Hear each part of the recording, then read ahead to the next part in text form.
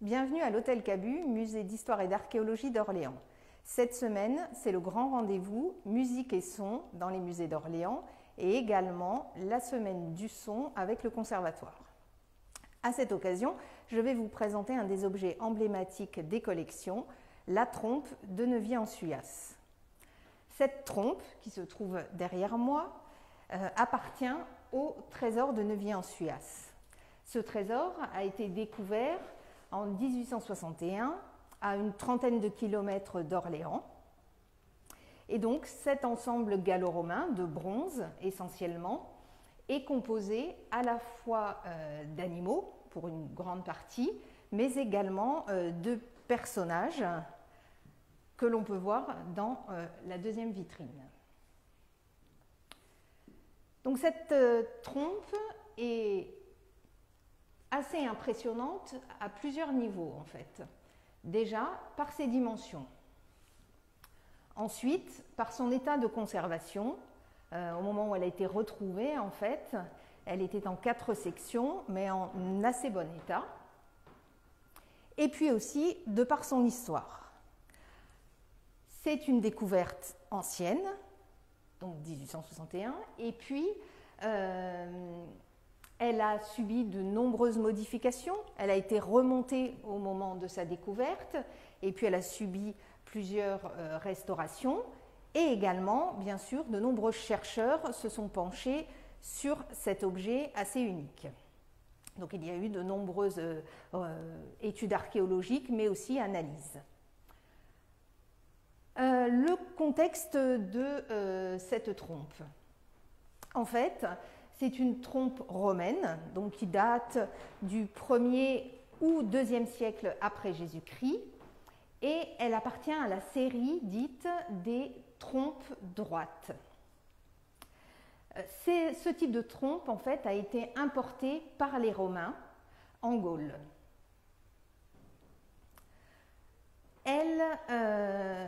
Alors, il y avait une tradition à cette époque, dans l'Antiquité, c'était de déposer dans les sanctuaires des instruments de musique. Donc on peut se demander effectivement quelle était la fonction de cet objet.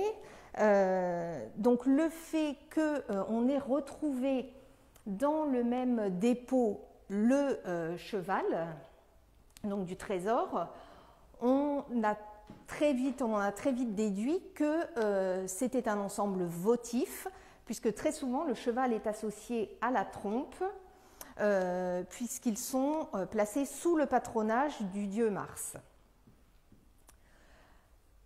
Alors, bien sûr, on a été très intéressé de savoir comment était composée cette trompe, de quels matériaux elle était constituée. Donc en 2007, le musée a confié cet instrument au C2RMF, donc le Centre de recherche et de restauration des musées de France, au Louvre. Et donc, ils ont pratiqué plusieurs analyses sur cet instrument. Ils ont placé l'objet, en fait, devant l'accélérateur de particules Aglaé, qui permet, en fait, en plaçant l'objet devant un faisceau, de ne pas, en fait, c'est une méthode totalement non invasive.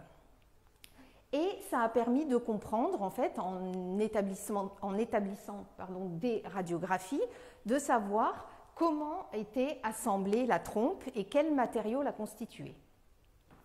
Ensuite, ces radiographies ont été confiées à la fonderie d'art de Coubertin, à Saint-Rémy-les-Chevreuses. Et en fait, l'idée était de réaliser une copie de cette trompe pour voir, en fait, pour essayer de retrouver les techniques de l'Antiquité. Donc, la première des choses a été de voir comment avait été assemblée la trompe. Donc, quand elle est parvenue à nous, elle était en 4 sections. Et les artisans, les fondeurs qui l'ont analysée, se sont rendus compte que les tubes, en fait, qui la constituent, étaient tous de forme conique. Donc normalement, la trompe devait être beaucoup plus évasée que ce qu'elle ne l'était quand elle a été apportée. Tout simplement parce que la trompe, en 1862, quand elle est rentrée au musée, a été mal assemblée. Certains éléments ont été mis à l'envers. Donc cette trompe qui fait à peu près 1,40 m, 1,50 m aujourd'hui, devrait normalement faire à peu près 1,80 m de long. Et puis, dans l'assemblage, en fait, il n'y a quasiment pas de soudure. Toutes les pièces s'emboîtent les unes dans les autres, à la fois les tubes et les fourreaux.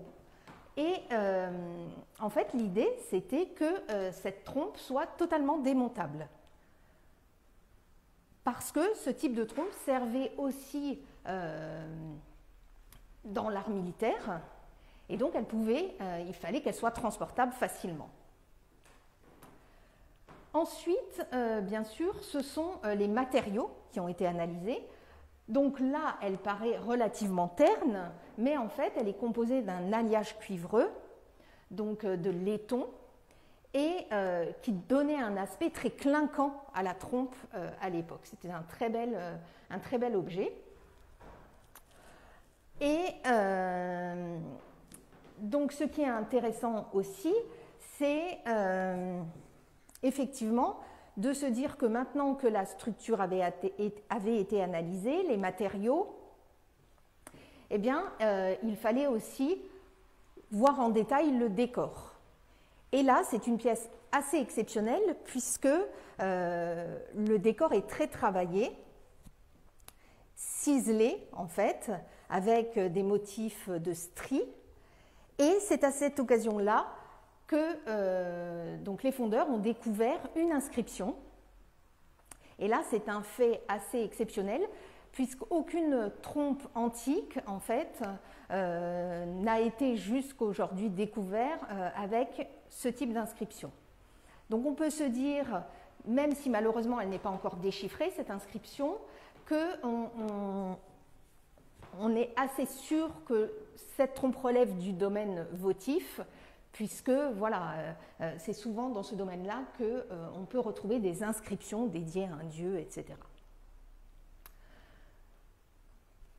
Que dire d'autre? Maintenant que nous avons parlé effectivement du décor, de la structure, des matériaux, nous pouvons maintenant aborder le thème vraiment principal, c'est-à-dire l'aspect musique, la fonction de l'objet. Alors cette trompe, effectivement, c'est une trompe qui est relativement complète, donc c'est là tout l'intérêt. Et l'idée, dès le départ, c'était d'essayer de comprendre comment fonctionnait cet instrument et surtout quels sons il pouvait donner.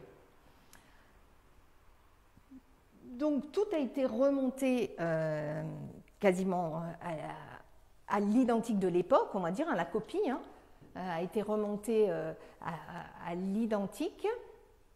Et puis c'est là qu'on a vu effectivement l'embouchure qui est relativement étroite et qui permettait effectivement d'obtenir un son très aigu et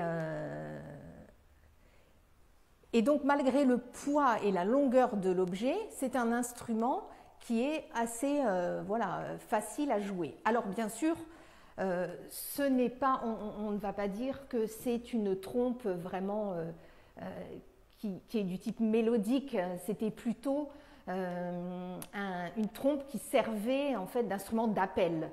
Alors, soit effectivement lors des batailles, etc., pour le rassemblement, mais là, comme on l'a dit, ça serait plutôt un objet votif, donc lors des cérémonies, etc., on pouvait l'utiliser à ce titre-là.